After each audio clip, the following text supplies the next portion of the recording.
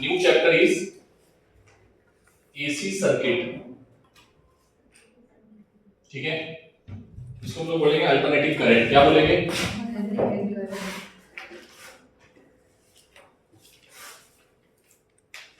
ठीक है। Basically AC circuit बोलते हैं जिसमें हम लोग वेरिएबल सोर्स का इस्तेमाल करेंगे, ठीक है। जो हमारा ईएमएफ का सोर्स होगा वो कैसा होगा? वेरिएबल होगा। इसमें जो पहला टॉपिक आता है वो आता है एसी जनरेटर आपके अकॉर्डिंग, बट मैंने एसी जनरेटर आपको पढ़ा दिया है क्योंकि एसी जनरेटर से ही आपने अल्टरनेटिव करंट बनाया था, अल्टरनेटिव ईएमएफ बनाया था। तो हीटिंग पड़ेगी बेटा। सबसे पहले आपने कल एक नोट पॉइंट में लिखाया था, transformer is only applicable for AC current. AC को ही चेंज कर सकता है, एसी को ही बढ़ा सकता है और एसी को ही घटा सकता है, ठीक है।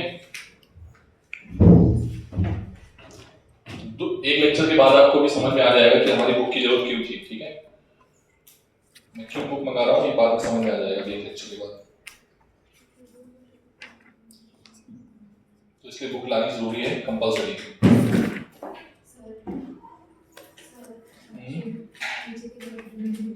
क्या पीछे वाली खिड़की? अच्छा हाँ, मैं अभी ऑफ कर रहा हूँ।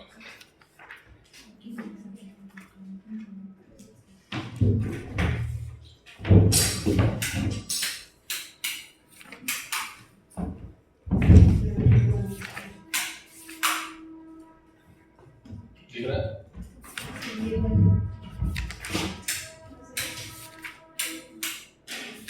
ठीक है, दिख रहा है? खिड़की खोल। हाँ जाओ बेटा, खिड़की खोल देना।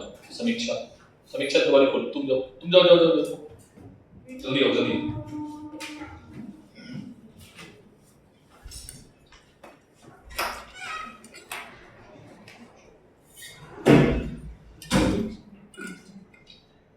हेडिंग लागू करें सबसे पहले alternative current.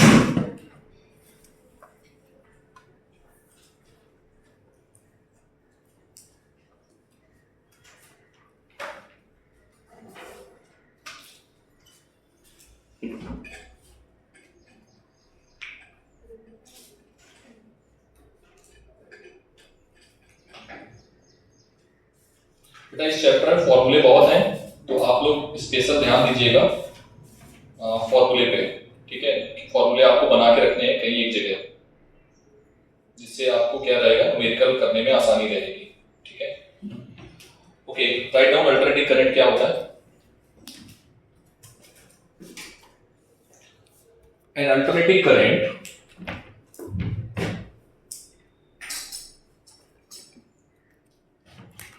an alternating current whose magnitude changes continuously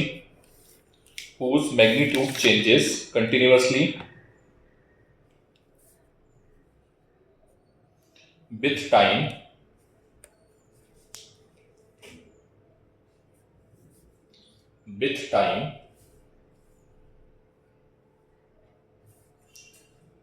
between 0 to maximum value and its direction changes periodically and its direction changes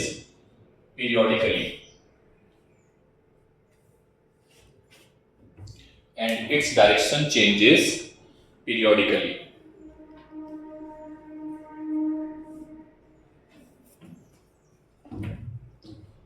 बेटा एसी करंट का जो फॉर्मूला आया था वो क्या आया था, I is equals to I not sine omega T. क्या था बेटा यहाँ पर, I is equals to I not. और डीसी करंट क्या होती है, डीसी करंट एक ऐसी करंट जो सर्किट में हमेशा कैसी रहती है, कांस्टेंट, ठीक है। नेक्स्ट रीड करो, comparison between AC and DC.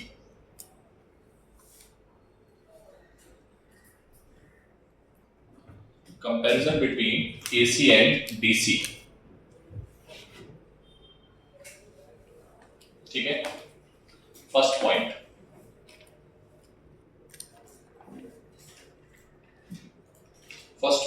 Write down.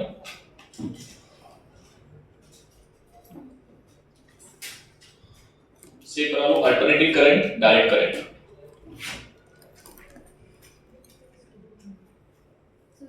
आ जाओ।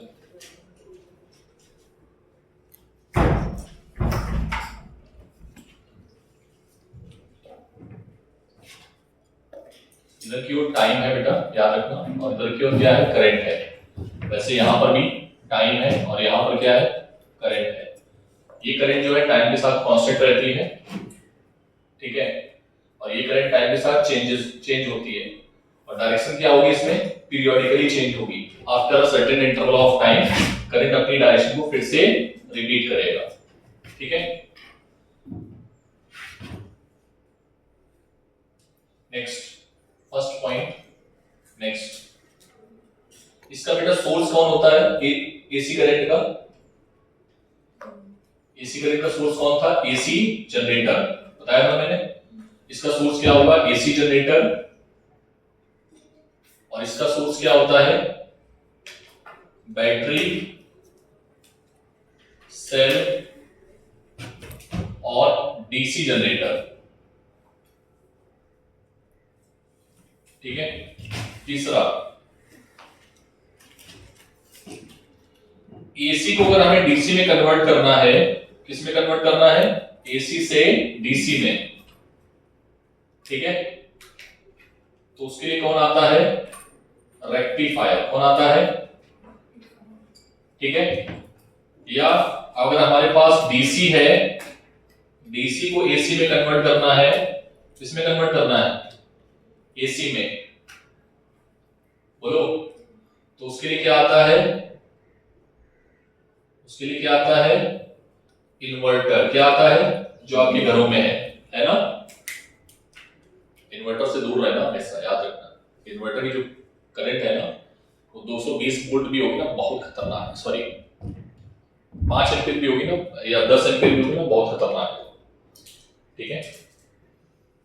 समझ में आया क्यों खतरनाक है, क्योंकि वो कांस्टेंट है, वो चिपका लेगी, छोड़ेगी नहीं, वो जीरो होएगी नहीं। वो जीरो नहीं होगी तो आप अपना हाथ ही नहीं हटा पाओगे। इसलिए DC is more dangerous than AC, ठीक है। एसी का सोर्स कौन है, हमारे घर में कौन चलनी चाहिए, एसी, लेकिन जब लाइट चली जाती है तो एसी तो चला गया।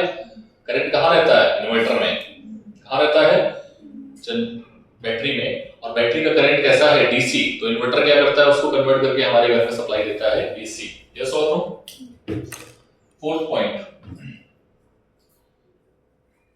ट्रांसफॉर्मर यहां पर एप्लीकेबल है या नहीं है, ट्रांसफॉर्मर इज एप्लीकेबल, यहां पर लिख लेना, applicable only in AC not in DC.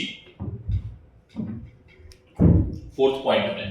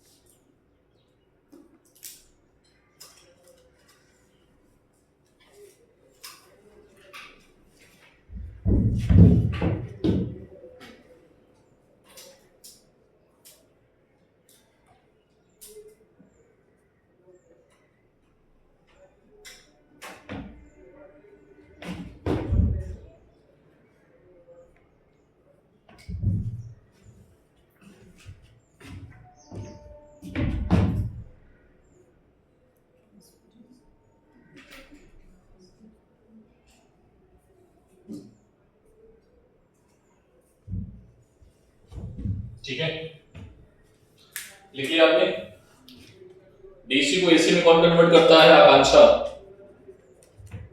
Anushka, sorry,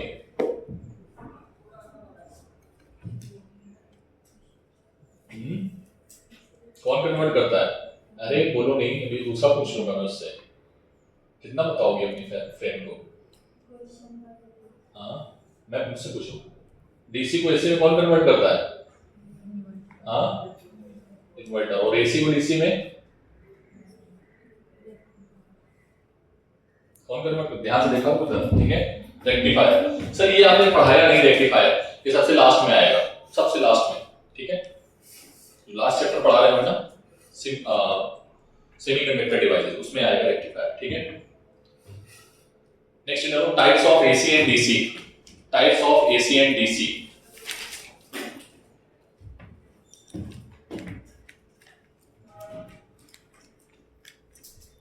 सभी में टाइम बना लेना, आई बना लेना। Types of AC and DC, ठीक है।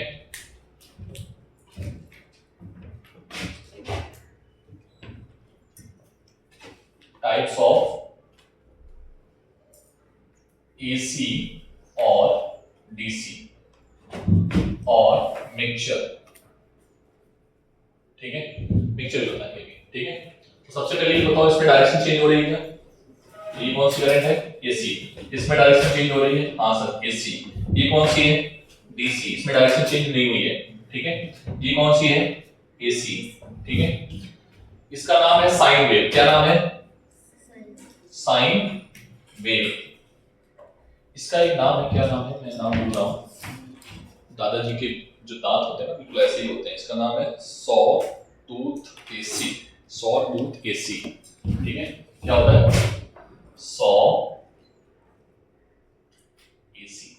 बेसिकली जो ग्राफ है ना, उसका नाम है ये, ठीक है। इसका नाम क्या है? Square wave. क्या नाम है? Square wave AC.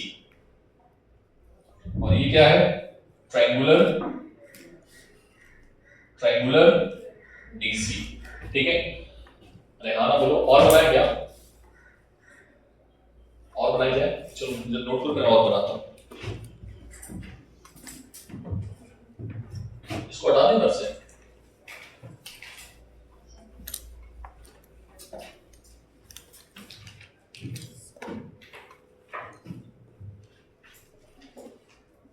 कोसाइन का बना देते हैं। कोसाइन का है, स्क्वायर का है, ट्रायंगुलर है,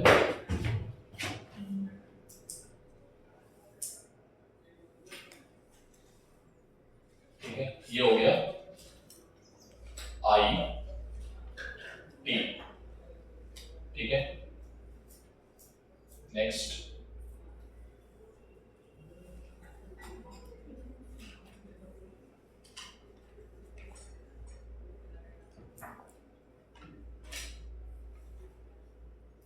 बराबर बनाना है क्या?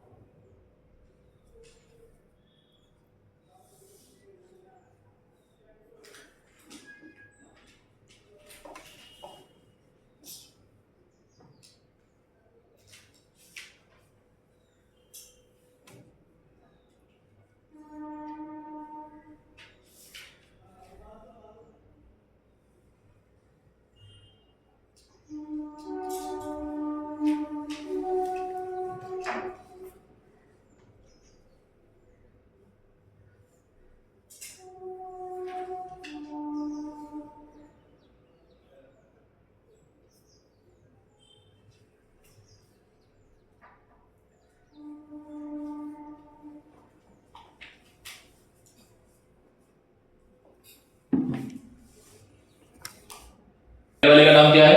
कोसाइन एसी, दूसरे का स्क्वायर डीसी और तीसरे का ट्रायंगुलर डीसी।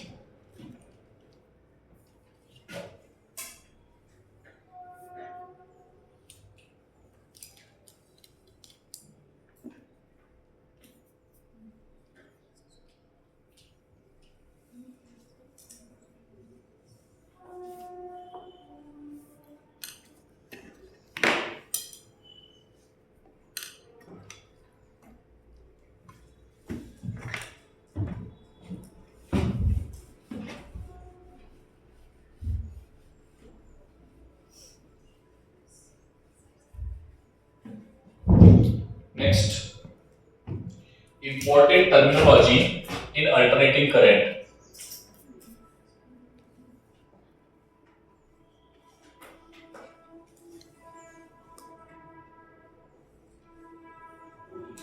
पहला है बेटा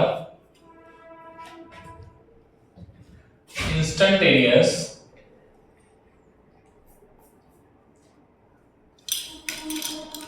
दूसरा है maximum amplitude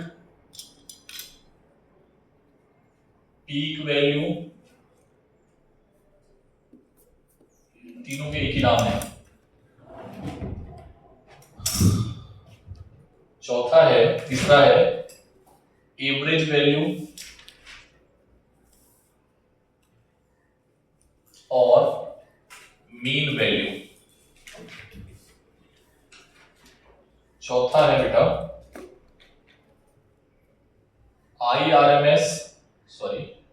RMS value, virtual value, effective value. ठीक है, जिस बेटा एक मिनट रुक जाओ, पहले नोट कर लीजिए, एक मिनट रुक जाओ, एक नोट कर लेना। इंपॉर्टेंट टर्म जो अल्टरनेटिव में आएंगे वो कौन कौन से हैं? इंस्टेंटेनियस, ये तीनों एक ही नाम है।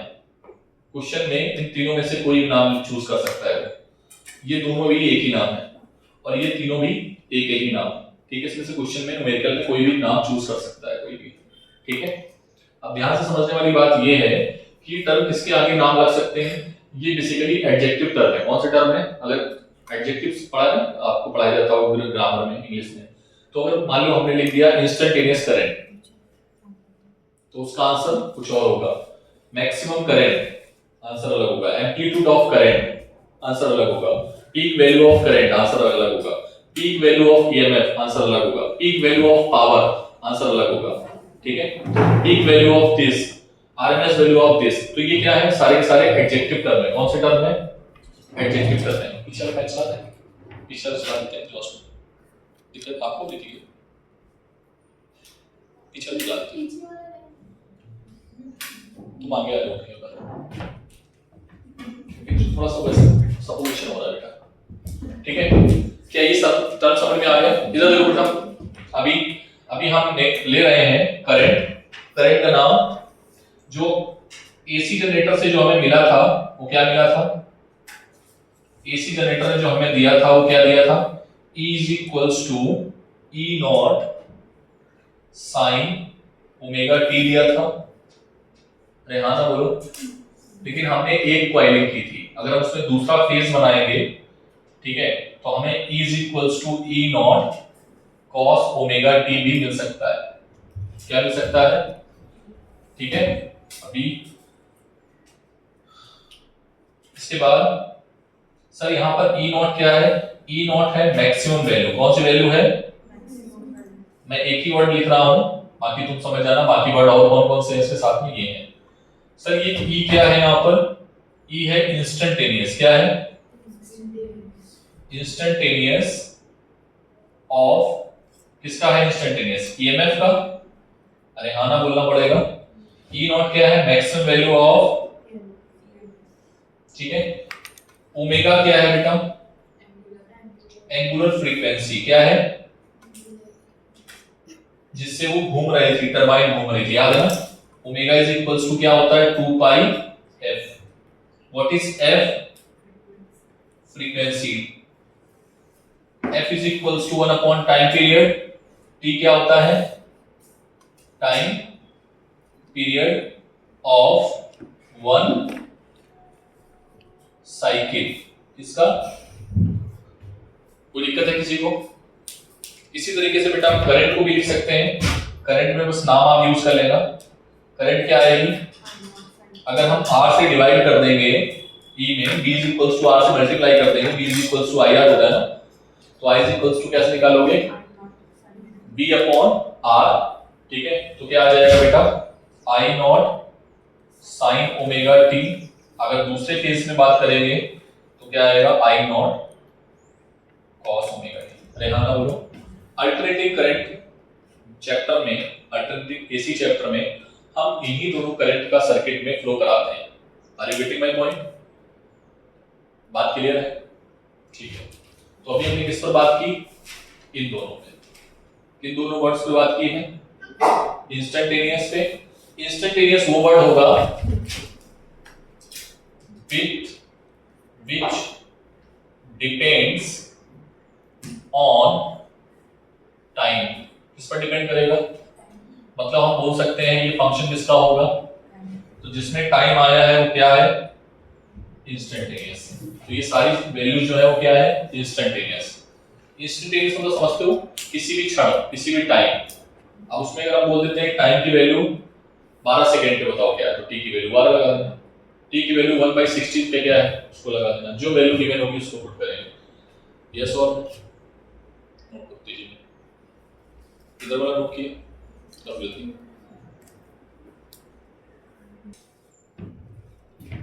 एवरेज वैल्यू और mean value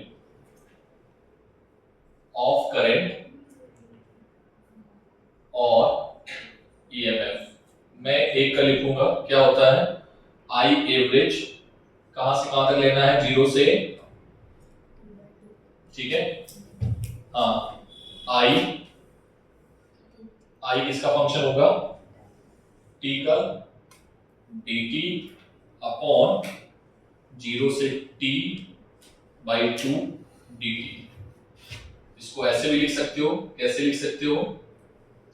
2 upon t in bracket t by 2 i of t dt। Note point लिख लेना। ये किसके लिए है? For half cycle. किसके लिए? Note point for complete cycle I average क्या आएगा? 0। बताओ।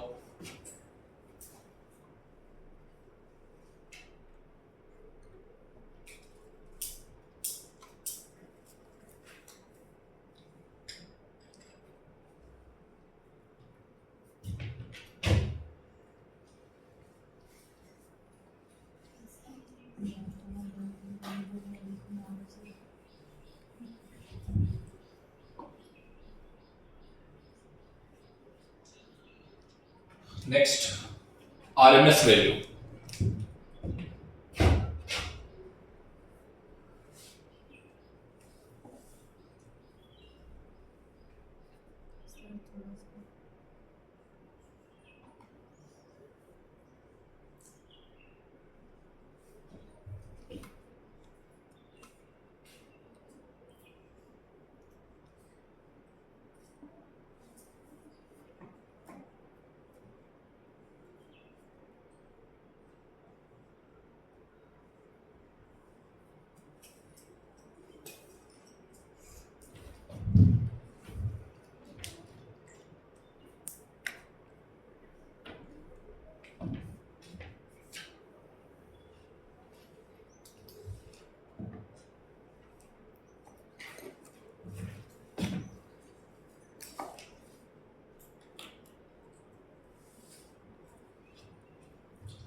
बेटा याद रखना कि अगर यहाँ पर t/2 लिखा है, लेकिन इन्होंने टाइम चेंज कर दिया, t/4 कर दिया है ना, तो फिर आपको यहाँ पर t/4 करना पड़ेगा, क्योंकि ये फॉर्मूला आइडियल नहीं है।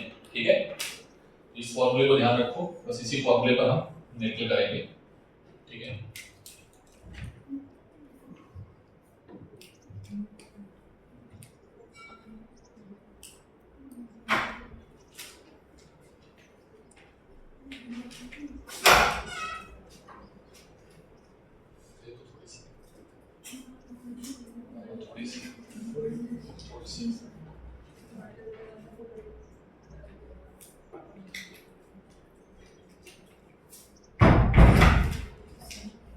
नोट कर लिया? बीच में जाने की कोशिश किया करो, अगर इमरजेंसी है तो उठ के चले जाए करो, ठीक है? पूछा मत करो। हो गया बच्चों? दोनों फॉर्मूले दिमाग में बिठाओ। What is the meaning of this? Root mean square. पहले में क्या लगाना है? रूट, फिर मीन मतलब पूरी साइकिल में, और फिर क्या करना है? स्क्वायर करना है फंक्शन का। What is this value? IT क्या है यहाँ पर? आईटी का नाम क्या था? क्या नाम था? इंस्टेंटेनियस। बेटा भी बाहर ही थोड़ा टहलो ना, खत्म हो जाए। क्या इधर तक क्या कर रहे थे? जाओ परमिशन लेके आओ प्रिंसिपल से, दोनों जाओ, दोनों के दोनों जाओ, निकलो यहाँ से, क्लास निकलो, दोनों के दोनों निकलो, प्रिंसिपल के पास जाओ और लिखवा के लाओ, नहीं तो मैं बैठने नहीं दूंगा। जाओ प्रिंसिपल बुला के लाओ, जाओ दोनों निकलो बेटा, क्लास निकलो फास्ट। अबे मजाक चल रहा है क्या यहाँ पे? बाहर निकलो। धर्मशाला समझ लिए हो क्या क्लास को? जब आएंगे जब जाएंगे, जाके बोलो पहले उनको।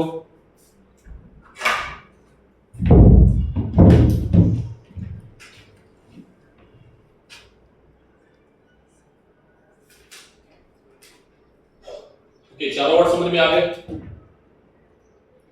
कौन कौन से वर्ड है?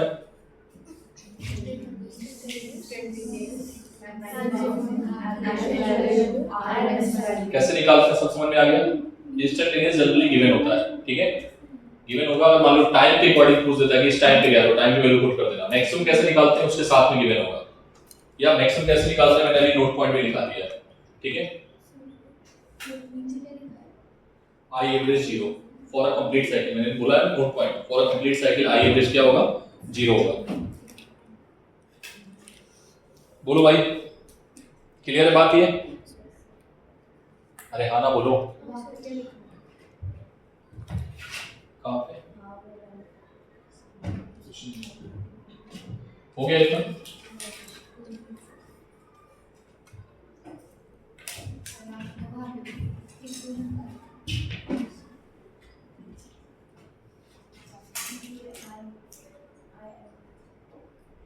कुछ गड़बड़ लिखा है क्या? बोला कौन सा? तो बोला भी करना, लिखते समय बोलते नहीं ना, सुन लिया। आई एवरेज लिखना है, I average is equals to 0। आगे बढ़े, बोलो न्यूमेरिकल पे आए, बोलो बच्चों। चलो देखो, दो तरीके के न्यूमेरिकल्स में आते हैं, या तो ग्राफिकल न्यूमेरिकल आते हैं, या डेटा न्यूमेरिकल आते हैं, या ग्राफ से आप न्यूमेरिकल को प्रेडिक्ट कर लो, ठीक है?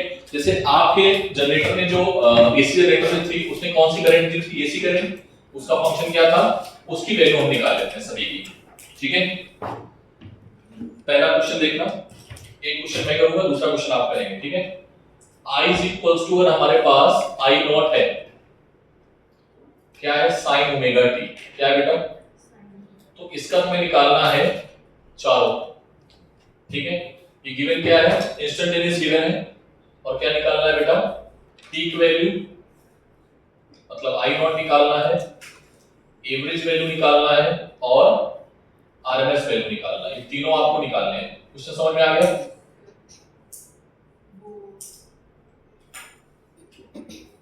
जो भी है वो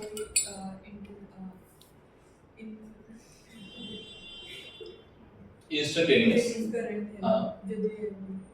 हाँ, ये जो जिसमें टाइम दिया है वो इंस्टेंटेनियस है, गिवन है, ये गिवन है, ठीक है? फाइंड क्या करना है ये, ठीक? तो आई नॉट क्या होगा बेटा? मैक्सिमम वैल्यू क्या होगी?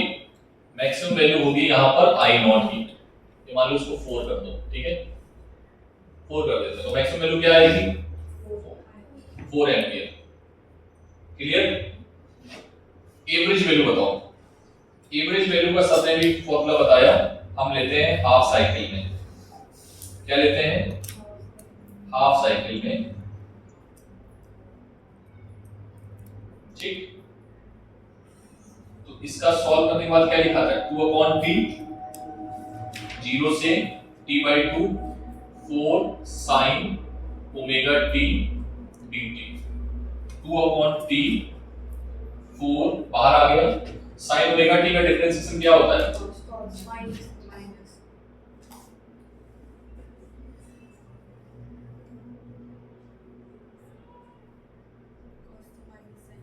लोग पूरा नहीं बताते हो भाई, ठीक है?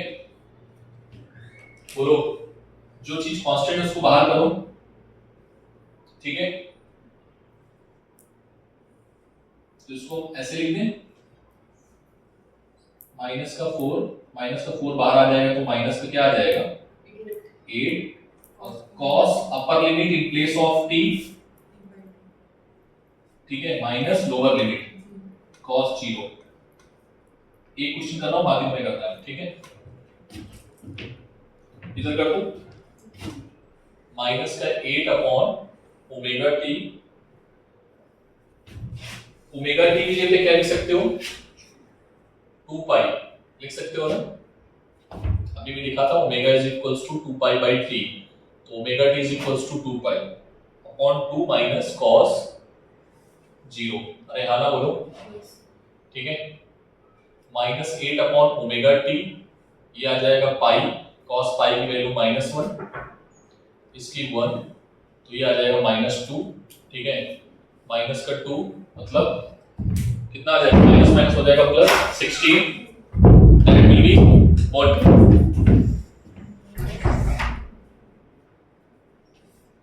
ओमेगा टी की वैल्यू 2 पाई, मतलब आंसर आएगा 8 अपॉन पाई, ठीक है? क्या आएगा आंसर? ठीक है? Now you do the question, same question करना है आपको।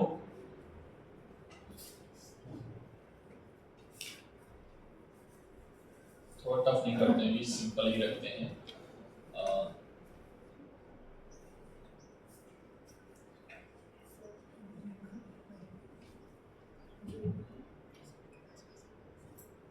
ठीक है, घर से करके आओगे। IRMS का वैल्यू आएगा, वो I एवरेज ये आई एवरेज आएगा। क्या निकाला है मैंने? 8 अपॉन 5। ये क्या निकाला है? अभी आरएमएस निकाला ही नहीं है मैंने। सर लेकिन एवरेज उसका स्क्वायर होगा ना, तो हम डायरेक्ट नहीं, उसमें भी और कुछ है ना, देखो ना, इस रूट भी है, केवल स्क्वायर क्यों बोल रही हो? कर रहा हूँ बेटा, परेशान मत हो, 1 मिनट रुको। ये फॉर्मूला लिख लिया तुमने? ये फॉर्मूला का याद होना चाहिए, इसमें भर के बहुत सारे फॉर्मूले हैं इस चैप्टर में, ठीक है? तो चैप्टर के फॉर्मूले एक साइड लिखते जाना, जो मैं लिखवाता जा रहा हूँ। हटा दे इसको। पेन रुको, एक बार आरएमएस वैल्यू और चेक कर लेते हैं जल्दी से। IRMS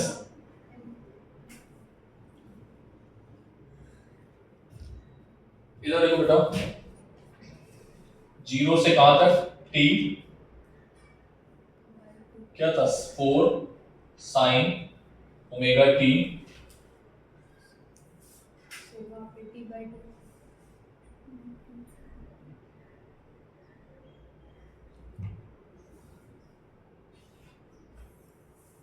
क्या कर रही है? नहीं, इसको लिख हाँ, नहीं, ये लिख रही है मैंने। तुम्हारी बुक में वो लिख रही है, नहीं, वो उसने मेरा बुक लिया है, तो तू इधर क्यों देख रही है? तो लग रहा है हाथ से। फॉर्मूला क्या था? t/2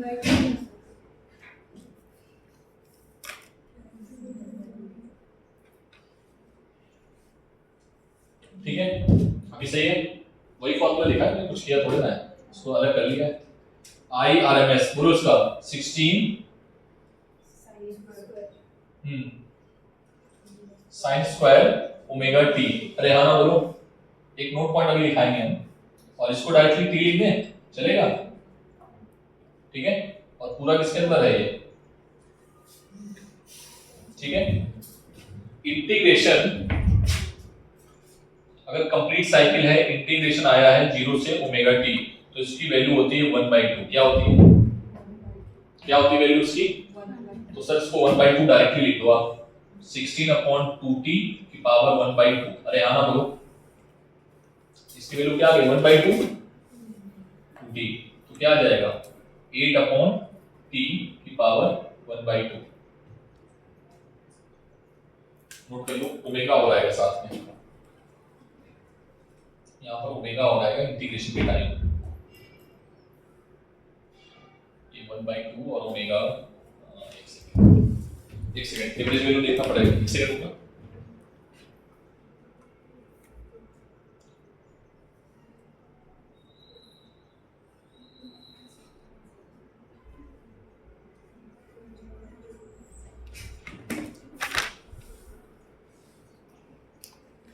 यस, यहाँ पर ओमेगा टी हो रहेगा, तो इस ओमेगा टी को हम ऐसे भी लिख सकते हैं 8/2 पाई की पावर 1/2। ये आंसर होगा IRMS का। सॉल्व कर लो इसको। मैं भी नोट पॉइंट लिखाऊंगा, इसकी एवरेज वैल्यू कैसे निकालते हैं एक बार मैं करके दिखाऊंगा इंटीग्रेशन के थ्रू, ठीक है, और फिर बाद में आप इसको याद ही करना, नीट वाले बच्चे उसको याद ही रखते हैं, ठीक है। समझ में आया? इसको नोट करो जल्दी से, तेजी में।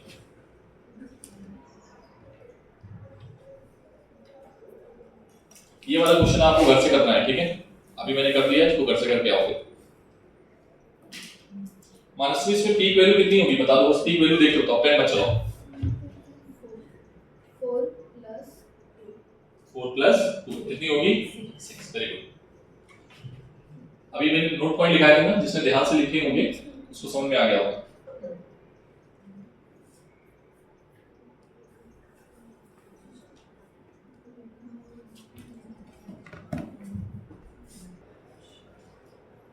ध्यान दो।